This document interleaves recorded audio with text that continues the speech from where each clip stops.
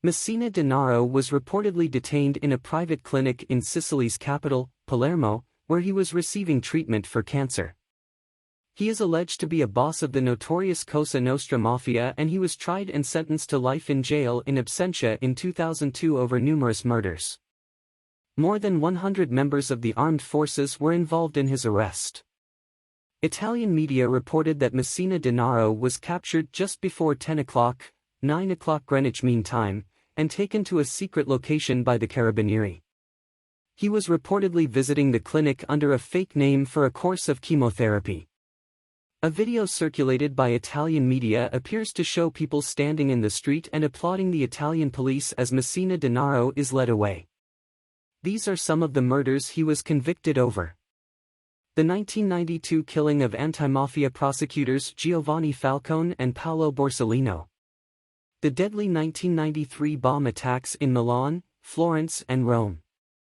The kidnapping, torture and killing of the 11-year-old son of a mafioso turned state witness. Messina Denaro once boasted he could fill a cemetery with his victims. The mafia boss also oversaw racketeering, illegal waste dumping, money laundering and drug trafficking for the powerful Cosa Nostra organized crime syndicate. He was reportedly the protégé of Toto Riina, head of the Corleone clan, who was arrested in 1993 after 23 years on the run. Clans nicknamed Messina Denaro Diabolic, the name of an uncatchable thief in a comic book series, and Usiku, Skinny. He is thought to be Cosa Nostra's last secret keeper. Many informers and prosecutors believe that he holds all the information and the names of those involved in several of the most high-profile crimes by the mafia, including the bomb attacks that killed magistrates Falcone and Borsellino. Although Messina Denaro had been a fugitive since 1993, he was thought to have still been issuing orders to his subordinates from various secret locations. Over the decades, Italian investigators often came close to catching Messina Denaro by monitoring those closest to him. This resulted in the arrest of his sister Patricia and several other of his associates in 2013. Police also seized valuable businesses linked to Messina Denaro, leaving him increasingly isolated. However, few photos of Messina Denaro existed and police had to rely on digital composites to reconstruct his appearance in the decades after he went on the run. A recording of his voice was not released until 2021. In September 2021, a Formula One fan from Liverpool was arrested at gunpoint in a restaurant in the Netherlands after being mistaken for Messina Denaro. Italians were glued to their screens on Monday morning when news of the arrest of the mafia boss broke. For years, Messina Denaro had been a symbol of the state's inability to reach the upper echelons of the organized crime syndicates. His arrest will be an unexpected sign of hope that the mafia can be eradicated even in the southern regions of the country, where the state is perceived as largely absent and ineffective.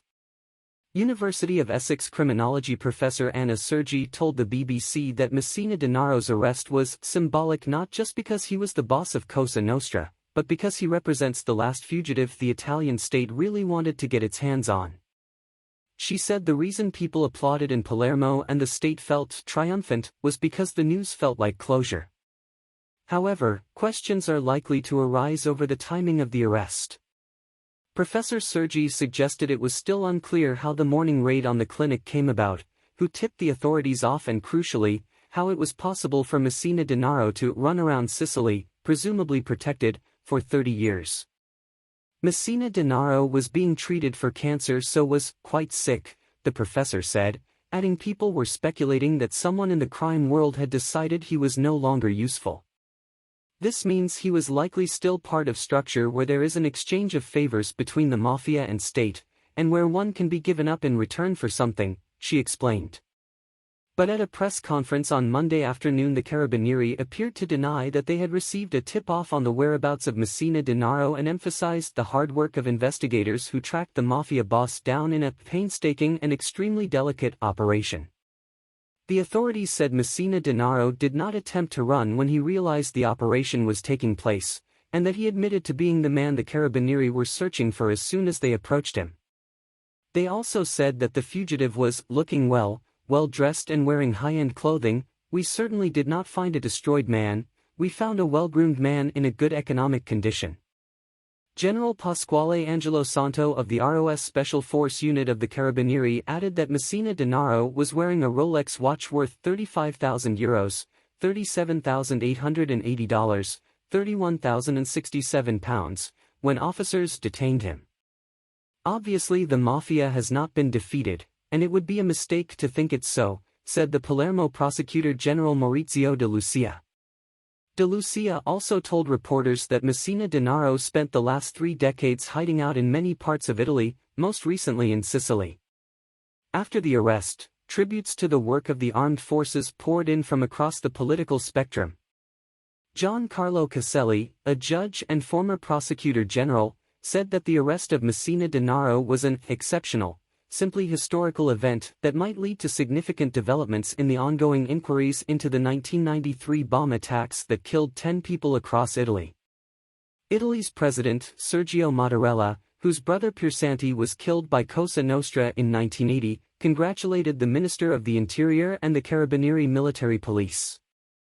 Prime Minister Giorgia Meloni traveled to Sicily today and visited the memorial to Giuseppe Falcone and the other victims of the 1992 bombing near Palermo, where she observed a minute's silence. Ms. Meloni also thanked the armed forces for their work in detaining the most important member of the mafia criminal group, adding, "This is a great victory for the state."